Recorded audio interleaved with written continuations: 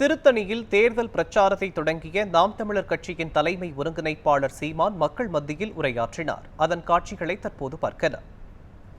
இது எப்படி மறந்து கடந்து போகிறது என்று நினைக்கிற போது மிகுந்த துயரமாக இருக்கிறது. ஒருவன் அடிமையாக இருக்கிறான் என்பதை உணர்த்திவிடு, பிறகு அவனே கிளர்ச்சி செய்வான் என்கிறார் புரட்சியாளர் அண்ணல் அம்பேத்கர். நீண்ட காலமாக நாங்கள் அதைத்தான் உணர்த்தி கொண்டு வருகிறோம். என் அன்பு சொந்தங்களிடத்திலே நாம் அடிமைகள். அன்னை தாய் நிலத்திலே நமக்கென்று ஒரு அரசியல் இல்லை, நமக்கென்று ஒரு அதிகாரம் இல்லை, எந்த உரிமையும் நம்மிடத்தில் இல்லை. இந்த அதிகாரம் நமக்கானது இல்லை. அறிவை வளர்க்கும் ஆசிரியர் பெருமக்கள், படிப்பிக்கிற ஆசிரியர் பெருமக்கள் பாதையில் நின்று போராடுகிறார்கள். பகுதி நேர ஆசிரியர்கள் பணி நிரந்தரம் கேட்கிறார்கள். சம வேளை எங்களுக்கு சம ஊதியம் கொடுங்கள் என்று ஆசிரியர்கள் போராடுகிறார்கள். 12,000ற்கு மேற்பட்ட ஆசிரியர் பெருமக்கள் தேர்வு எழுதி தேர்ச்சி பெற்று பணி நியமனத்திற்காக வீதியில் நின்று போராடுகிறார்கள். கைக்குழந்தையோடு கர்ப்பிணி பெண்கள், எத்தனை பேர், எத்தனை போராட்டங்கள்.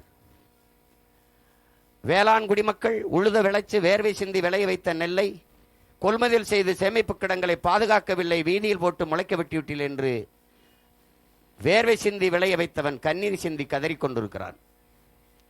போக்குவரத்து தொழிலாளர்கள் போராடி கொண்டிருக்கிறார்கள். மீனவர்கள் போராடுகிறார்கள். மாணவர்கள் போராடுகிறார்கள். உயிரை காக்கும் மருத்துவ பெருமக்கள் ஊதிய உயிர் கேட்டு போராடி கொண்டிருக்கிறார்கள். செவிலிய பெண்கள், செவிலியர்கள் வீதியில் நின்று போராடுகிறார்கள். துப்புரவு பணியாளர்கள் வீதியில் நின்று போராடுகிறார்கள். எல்லாரும், மகளிர் சுய உதவிக்குழுவை சேர்ந்தவர்கள் வீதியில் நின்று போராடுகிறார்கள். எல்லா போராட்டங்களிலும் உங்கள் பிள்ளைகள் நாங்கள் பங்கேற்றிருக்கிறோம். இத்தனை போராட்டங்களை நமக்கு தந்தவர்கள் நாங்கள் நல்லாட்சி கொடுத்து கொண்டிருக்கிறோம் என்று சொல்கிறார்கள். தேர்தல் வருகிற போது 5,000 கொடுக்கிறார்கள். 1,31,00,000 வங்கி கணக்கில் ஒரே இரவிலே 5,000 கொடுக்கிறார்கள். கேட்டால் ஏப்ரல் மேயிலே கோடை விடுமுறை உங்களுக்கு கை செலவுக்கு ஆகும் என்கிறார்கள். அப்போ இந்த ஆண்டு தான் ஏப்ரல் மே வருகிறதா? இந்த ஆண்டு தான் கோடை விடுமுறை வருகிறதா? அப்போ போன ஆண்டெல்லாம் வரவில்லையா என்றால் அதற்கு பதில் இல்லை. 5,000 கொடுத்தார்கள். யார் காசிலே கொடுத்தார்கள்? அவர்கள் ஆட்சி அதிகாரத்தில் இருக்கிறார்கள். 5,000 ரூபாய் கொடுத்து அவர்கள் வாக்கை உறுதி செய்கிறார்கள். நாங்கள் அதிகாரத்தில் இல்லை, எளிய பிள்ளைகள். நாங்கள் என்ன செய்வது? அப்ப ஜனநாயகத்தில் சம வாய்ப்பு சம உரிமை என்பதெல்லாம் எவ்வளவு வெற்றி சொல், எவ்வளவு வேடிக்கையானது. நாங்கள் வந்தால் 2,000 தருவம் என்பதும், நாங்கள் வந்தால் 2,000 தருவம் என்பதும், நாங்கள் வந்தால் 2,500 தருவம் என்பதும் தான் அரசியலா? அதுதான் நல்ல ஆட்சி முறையா? இந்த ஆட்சி முறையும் தான் அறிவார்ந்த சமூகம் ஏற்கிறதா? இந்த கொடுக்கிற பணத்தை எங்கிருந்து எடுப்பார்கள் என்று அறிவு கூர்ந்து என் அன்பு சொந்தங்கள் சிந்திக்க வேண்டாமா? எங்கிருந்து எடுப்பார்கள்? மிக அத்தியாவசியமானவற்றில் விலையை ஏற்றுவார்கள். தவிர்க்க முடியாத மின்கட்டண உயர்வு. இந்த ஆட்சியில் மட்டும் 3 முறை மின்கட்டணம் உயர்ந்திருக்கிறது. சொத்து வரி, ஒரு இடம் வாங்கினால் பத்திரப்பதிவிற்கு கணக்கில்லாத பத்திரப்பதிவு கட்டணம், அத்தியாவசிய பொருள் அரிசி பருப்பு பால் முட்டை நெய் தயிர் இதுகளெல்லாம் விலை ஏற்றம். அப்ப மிக அத்தியாவசியமான ஒன்றிலே அவர்கள் வரியை கூடுதலாக விதித்து இந்த இழக்கிற பணத்தை எடுப்பார்கள். 10,00,000 கோடி கடனை தொட்டு விட்டது. என் அன்பு சொந்தங்களே, அறிவார்ந்த பெருமக்களே, 10,00,000 கோடி கடன், 1,00,000 கோடி வட்டி. அந்நாட்டின் நிதிநிலை அறிக்கையை பட்ஜெட்டே 3,00,000 கோடி தான். அப்ப 1,00,000 கோடி வட்டி, 10,00,000 கோடி கடன். 10,00,000 கோடி கடனை பெற்று இந்த நாட்டில் நிறைவேற்றப்பட்ட ஒரே ஒரு நலத்திட்டத்தை சொல்ல முடியுமா இவர்களால்? அறிவை வளர்க்கும் கல்வி. ஒரு நாட்டின் வளத்திலே ஆகப்பெரிய வளம் அறிவு வளம். அந்த அறிவை ஏழை பணக்காரன் உயர்ந்தவன் தாழ்ந்தவன் என்று பாகுபாடின்றி சரியாக சமமாக தரமாக கொடுத்து விட்டோம். அப்படி சொல்ல முடியுமா? தனியார் பள்ளி கல்லூரிகளின் தரம் என்ன? தனியார் முதலாளிகள் நடத்துகிற பள்ளி கல்லூரிகளின் தரம் என்ன? அப்ப தனியார் முதலாளிகள் நடத்துகிற பள்ளி கல்லூரி தரமாக இருக்கிறது, அரசு பள்ளி கல்லூரி தரமற்று கிடக்கிறது என்றால் தரமற்றவர்கள் கையிலே அதிகாரம் இருக்கிறது என்பதானே பொருள். எதற்காக அப்ப 10,00,000 கோடி கடன்? தடையற்ற மின்சாரம் தர முடிகிறதா? மின் உற்பத்தியில் தன்னிறைவை பெற்றிருக்கிறதா இந்த நாடு? வேற மாநிலங்களிலிருந்து தனியார் முதலாளிகள் வந்து மின்சாரத்தை பெற்று இது வித்துக் கொண்டிருக்கிறது, நாட்டு குடிகளுக்கு கொடுக்கிறது. அதுவும் தடையற்ற மின்சாரம் தர முடியவில்லை. இத்தனை ஆண்டுகளால் மின்சாரத்தின் தேவை எவ்வளவு அவசியமானது என்பதை அறியாத நாடா இது? ஆட்சியாளர்களா இவர்கள்? மின்சாரம் இல்லாத எந்த இயக்கமும் இல்லை. அந்த மின்சாரத்தில் உற்பத்தியில் தன்னிறைவடைய தடையற்ற மின்சாரம் தன் நாட்டு குடிகளுக்கு கொடுக்க திட்டம் இருக்கிறதா? நிறைவேற்றி இருக்கிறதா? இல்லை. பிறகு 1.5 லட்சம் கோடி மின்துறையில இழப்பு. எப்படி வந்தது? எப்படி வந்தது? அரசு போக்குவரத்து துறையிலே 1 லட்சம் கோடி இழப்பு. எப்படி? தனியார் முதலாளிகள் நடத்துகிற பேருந்தில் எல்லாம் லாபம் வருகிறது. பல புதிய வழித்தடங்களுக்கு விண்ணப்பிக்கிறார்கள். அரசு போக்குவரத்தில் இழப்பு எப்படி வந்தது? யாரு கேட்டது இலவச பேருந்து? ஆண்களுக்கு இலவசம், பெண்களுக்கு இலவசம், யார் வேணாலும் ஏறலாம், யார் வேணாலும் இறங்கலாம், திருட்டு பயிலும் ஏறி தாலி எடுத்துக்கொண்டு இறங்கலாம், யார் வேணாலும் வரலாம் போகலாம். யாரு கேட்டது இலவச பேருந்து? தரமான பேருந்து, பயணிக்க சரியான பாதை, தரமான போக்குவரத்து கேட்டோம். எங்கே கொடுத்தார்கள்? எங்கே இருக்கிறது? உயிரை காக்கும் மருத்துவத்தில் தரம் உண்டா? முதலமைச்சருக்கு முடியவில்லை என்றால் அப்போலோ, அமைச்சருக்கு முடியவில்லை என்றால் காவேரி, மற்றொரு அமைச்சருக்கு முடியவில்லை என்றால் எம்ஜி ராமச்சந்திரா மருத்துவமனைக்கு போவார்கள். அப்ப அரசு மருத்துவமனை ஏன் தரமில்லை? தரமில்லை. அப்ப தரமற்ற மருத்துவமனையை எதுக்காக நடத்துகிறார்கள்? அதற்கு எத்தனை ஆயிரம் கோடி நிதியை ஒதுக்குகிறீர்கள்? அப்ப அந்த நிதி எங்கே போகிறது? ஒரு தனியார் முதலாளி கொடுக்கிற மருத்துவ தரத்தை ஒரு அரசு 8 கோடி மக்களால் நிறுவப்பட்ட அரசு கொடுக்க முடியவில்லை என்றால் அரசு தோற்று போகிறது. கையாளாத அரசு, தோல்வியுற்ற அரசு. அந்த அரசைத்தான் நீங்கள் தொடர்ச்சியாக தேர்ந்தெடுத்துக் கொண்டிருக்கிறீர்கள். என் உடன் பிறந்தவர்களே, எப்படிப்பட்ட கொடுமை பாருங்கள். இப்ப இவ்வளவு ஒவ்வொன்றையும் பாருங்க. எதையாவது ஒரு நலத்திட்டத்தை நிறைவேற்றி இருக்கிறதா? பிறகு எப்படி இந்த 10 லட்சம் கோடி கடன் வந்தது? இந்த 5000 ரூபாய் வங்கி கணக்கிலே போட்டதில் மட்டும் 6800 கோடி இழக்கிறார்கள். எப்படி இந்த 6800 கோடி எப்படி எடுப்பார்கள்? இந்த தேர்தல் வருது, கொடுத்து விட்டீர்கள். அடுத்த முறை அடுத்த தேர்தலுக்கு கொடுப்பீர்களா? அடுத்த முறை அடுத்த ஆண்டு கொடுப்பீர்களா? இந்த ஆண்டு கொடுக்கிறீர்களா? அடுத்த ஆண்டு வங்கியில கணக்கு போடுவீர்கள் 5000 போடுவீர்களா? எப்படி போடுவீர்கள்?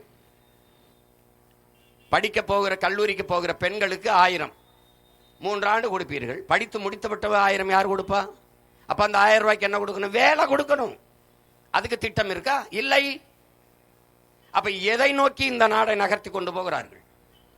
நாடங்களும் மது, சகிக்க முடியாத மது, திரவ போதை, திடப்போதை, கஞ்சா, அபின், கொக்கைன், இப்படி பல திடப்போதை, திரவ போதை, சாராயம், விஸ்கி, ரம், பீர், பிராண்டி என்று போதை அரசு விற்கிறது. அரசு அங்கீகரிக்க விற்கிறது. கஞ்சா, கொக்கைன் இதெல்லாம் விற்பது அரசுக்கு தெரியாதா? இவர்களால் தடுக்க முடியாதா? நாடங்களும் கொள்ளை 6 வயது குழந்தையும் வன்புணர்வு செய்து கொல்லப்படுகிறாள். 60 வயசு அம்மாவும் வன்புணர்வு செய்து கொல்லப்படுகிறாள். 17 வயசு பிள்ளை, படிக்க போற பிள்ளையும் வன்புணர்வு செய்து கொல்லப்படுகிறாள். வீட்டை விட்டு ஒருவன் வெளியே வர முடியுமா என்ற பாதுகாப்பற்ற சூழல். நடுச்சாலையில் வச்சு வெட்டி எறிகிறான். அப்ப எதை நோக்கி இந்த நாடு செல்கிறது? எப்படிப்பட்ட ஆட்சி முறையை இவர்கள் நடத்தி கொண்டிருக்கிறார்கள்? மதுவை வைத்துக்கொண்டு, அரசே மதுவை வித்துக்கொண்டு, பெண்களுக்கான பாதுகாப்பு என்பதும் சட்டம் ஒழுங்கும் என்பதும் வேடிக்கையானது. ஒரு வெட்டி பேச்சு. அது எப்படி காப்பாற்றுவீர்கள்? குற்றம் செய்கிற, குற்றச்செயலில் ஈடுபடுகிற 95 பேருக்கு மேலே நிறைந்த போதையில் இருக்கிறான். ஒன்னு திடப்போதை அல்லது திரவ போதையில் தான் செய்கிறான். தன்னை மறந்த நிலையில் இவ்வளவு குற்றங்களையும் செய்கிறான். இந்த நாடே ஒரு குற்ற சமூகமாக மாறி நிறுத்தப்பட்டிருக்கிறது. இதை எப்படி தடுப்பது? யார் தடுப்பது? இதையெல்லாம் பார்த்து சகித்து பொறுக்க முடியாமல் தான் உங்களிடமிருந்தே உங்களுக்காக கிளர்ந்து எழுந்து வந்தோம். என் உடன் பிறந்தார்களே, எப்படியாவது இந்த நிலையை மாற்ற வேண்டும் என்று. இவர்களுக்கெல்லாம் எதையாவது கொடுத்து, மிக்சி கொடுத்து, கிரைண்டர் கொடுத்து, அண்டா கொடுத்து, பரிசு பெட்டி கொடுத்து, சிலிண்டர் கொடுத்து, எதையாவது கொடுத்து உங்களை ஏமாற்ற வேண்டும் நினைக்கிறார்கள். இந்த நிலையிலிருந்து எப்படியாவது என் மக்களை மாற்ற வேண்டும் என்று நினைக்கிறோம். இது 2க்கும் தான் இந்த தேர்தலிலே போட்டி. இவ்வளவு பிரச்சனைகள் இந்த நாடு எதிர்கொள்கிற எல்லா பிரச்சனையும் தந்தது இவர்கள். இதை தீர்க்க வேண்டும் என்று வந்தவர்கள் நாங்கள். 2 பேருக்கும் தான் இந்த தேர்தலிலே போட்டி. அவர்கள் வாக்குக்கு காசு கொடுப்பார்கள். நாங்கள் பணத்துக்கு வாக்கு, நம் இனத்துக்கு தூக்கு என்ற கொள்கையை கொண்டவர்கள். காசை வாங்கி கொண்டு வாக்கு போடுவது என்பது அவமானகரமானது. மதிப்புமிக்க நம் உரிமையை சில ரொட்டி துண்டுகளுக்காக விற்பதென்பது உலகில் அவமானகரமானது என்கிறார் அண்ணல் அம்பேத்கர் அவர்கள். வாக்குக்கு காசு கொடுப்பவன் பாவி, அந்த காசை வாங்கி கொண்டு ஓட்டு போடுபவன் தேச துரோகி என்கிறார் நம்முடைய தெய்வ திருமகன் தாத்தா முத்துராமலிங்க தேவர் அவர்கள். பேரறிஞர் அண்ணா அவர்கள் தங்கத்தை யாராவது தவிட்டிற்கு விற்பானா என்று கேட்கிறார்கள். ஜனநாயகத்தில் மக்களாட்சியை ஏற்றுக்கொண்ட நாட்டிலே மதிப்புமிக்க உரிமை, மக்களிட்ட இருக்கிற வலிமையான கடைசி உரிமை வாக்குதான்.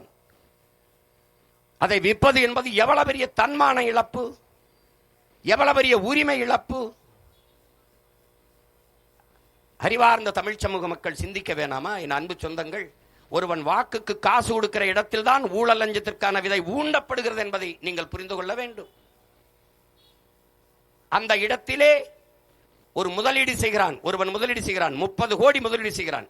இப்ப இந்த திருத்தணி தொகுதியிலே போட்டியிடுகிறோம், 25 கோடி 30 கோடி செய்கிறான். ஒரு ஓட்டுக்கு 500 1000 என்றால் 30 கோடி முதலீடு செய்கிற ஒரு முதலாளி லாப தேவைக்கு முதலீடு செய்வானா, மக்கள் சேவைக்கு முதலீடு செய்வானா என்பதை அறிவார்ந்த என் அன்பு சொந்தங்கள் சிந்தித்து பார்க்கணும். அந்த இடத்திலே வாக்குக்கு காசு கொடுக்கிற இடத்திலே சேவை என்கிற சொல் செத்து விழுகிறது, லாப தேவை என்கிற சொல் பிறந்து விழுந்துகிறது, எழுந்துகிறது. அங்கே மாண்புமிக்க ஜனநாயகம் கொலை செய்யப்பட்டு கேடுகட்ட பணநாயகம் உயிர்த்து எழுகிறது. பணம் இருக்கிறவன் தான் அரசியல் செய்ய முடியும் என்ற நிலை உருவாகுமானால் என் அன்பு மக்களே, இந்த நாட்டில் முதலாளிகளுக்கான அதிகாரம் தான் கட்டமைக்கப்படும். உழைக்கும் அடித்தட்டு மக்கள் 5 விழுக்காட்டு முதலாளிகளுக்கான அதிகாரம். அப்ப 95 விழுக்காட்டு மக்கள், உழைக்கும் மக்கள், பாட்டாளி மக்கள், இவர்களுக்கான அதிகாரம் எங்கே? எங்கே மக்களாட்சி? எங்கே மாண்புமிக்க ஜனநாயகம்? எப்படி இருக்கும்?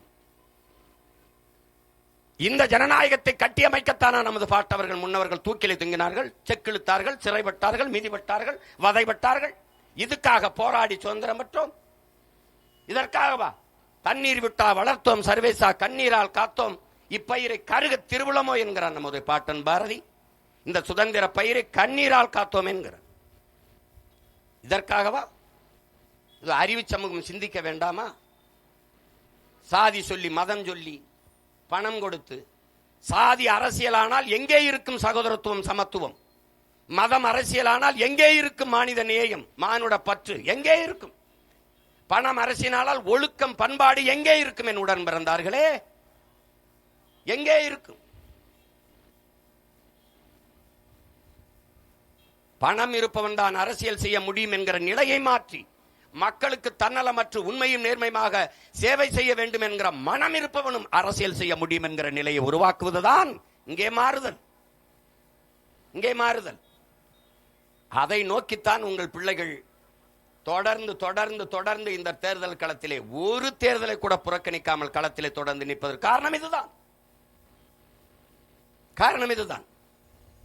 அங்குலம் அங்குலமாக வளர்ந்து வளர்ந்து வலிமையை பெற்று 3வது பெரிய அரசியல் கட்சியாக இந்த நிலத்திலே ₹1 வாக்குக்கு கொடுக்காமல் வளர்ந்து வந்திருக்கிறோம் என்றால், என்னை பெற்ற என் பெற்றோர்கள், என் உடன் பிறந்தார்களை நம்பி மாண்புமிக்க மக்கள், என் மக்கள் இன்னும் ஒரு நல்லாட்சி வர வேண்டும், நல்ல அரசியல் உருவாக வேண்டும் என்று இந்த நாட்டிலே ஏக்கம் கொண்ட, எண்ணம் கொண்ட மக்கள் நிறைந்திருக்கிறார்கள் என்ற எண்ணத்தில் தான் தொடர்ச்சியாக இந்திய நாட்டை யார் ஆள்வதிலே உங்கள் மகன் பிரதம வேட்பாளர் இல்லை.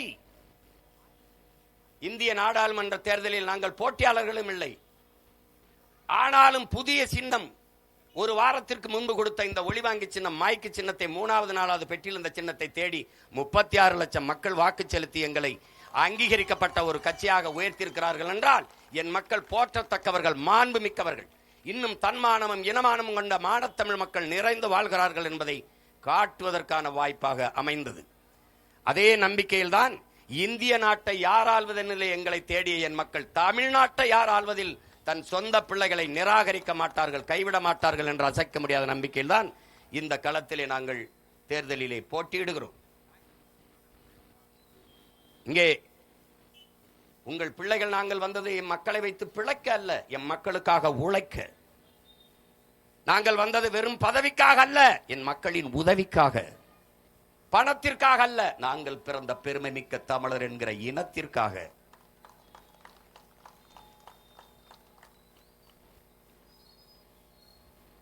பார்க்கிறீர்களே, சீட்டு பேரமும் நோட்டு பேரமும் எப்படி நடக்கிறது என்று. 1/4 விழுக்காடு, 1/2 விழுக்காடு, 1 விழுக்காடு இருக்கிற கட்சிகளுக்கெல்லாம் எவ்வளவு சீட்டும் நோட்டும் பேரம் பேசப்படுகிறது. அப்ப 8.5 விழுக்காடு 36 லட்சம் வாக்கு வைத்திருக்கிற எங்களுக்கு எவ்வளவு பேரம் பேசப்பட்டிருக்கும்? ஏன்? பணமா இனமா என்றால், எனக்கு பணத்தை விட நான் பிறந்த இனம்தான் முதன்மையானது என்பதால் தான் இந்த பதவி என் மக்களுக்கான உதவிக்கு பயன்படாது என்றால் அந்த பதவி எதற்காக என்ற கேள்வி எழுவதுதான். தனித்து தனித்து தனித்து நிற்கிறோம், தனித்துவத்தோடு நிற்கிறோம், உயர்ந்த தத்துவத்தோடு நிற்கிறோம். அறிவு சமூகம், என் அன்பு மக்கள் புரிந்து கொள்ள வேண்டும். எல்லா தேர்தலையும் போல காசை வாங்கி கொண்டு வரிசையில் நின்று வாக்கு செலுத்தினோம் என்று கடந்து போகக்கூடாது. ஒரு நாள் இந்த நிலைமைக்கெல்லாம் மாறுதல் உண்டு, அதை செய்வதற்காக தேர்தல் உண்டு என்ற பாடல் வரிகளைப் போல என் அன்பு மக்கள் இதை புரிந்து கொள்ள வேண்டும். பண்டை புறம்புகள் உடையாமா இல்லையா, பாருக்கு வீரத்தை சொன்னோமா இல்லையா, எண்டிசை வாய்மையால் ஆண்டோமா இல்லையா, எங்களுக்கு இங்குற்ற நரிகளால் தொல்லையா என்கிறான் புரட்சி பாவலன். பாராண்ட ஒரு பரம்பரை சொந்த நாடால வக்கற்று நிற்பது எவ்வளவு பெரிய கொடுமை, எவ்வளவு பெரிய கேவலம். அலை மாகடன் நிலம் வானில் உன் அணி மாளிகை ரதமே அவை ஏறிடும் விதமே உனது அதிகாரம் நிறுவாய்கிறான். அதை செய்யத்தான் உங்க பிள்ளைகள் இந்த களத்திலே நிற்கிறோம். சிங்கத்தின் குகைக்குள் சிறு நரிக்கு இடம் கொடுத்தோம், செந்தமிழ் நாட்டின் உரிமை இழந்தோம், பொங்கும் உணர்வில் எழும் தமிழர் அரசு போர் தொடங்கிட்டு கொட்டடா முரசம்ங்கிறான். இது போர், அநீதிக்கு எதிரான அறப்போர். அறப்போர் தமிழனின் பரம்பரை வீரத்தை கொண்டு இனப்பகைவரை விரட்டி விரட்டி அடிக்கிற ஒரு வீரச்செறிந்த மரப்போர் இந்த நிலத்திலே.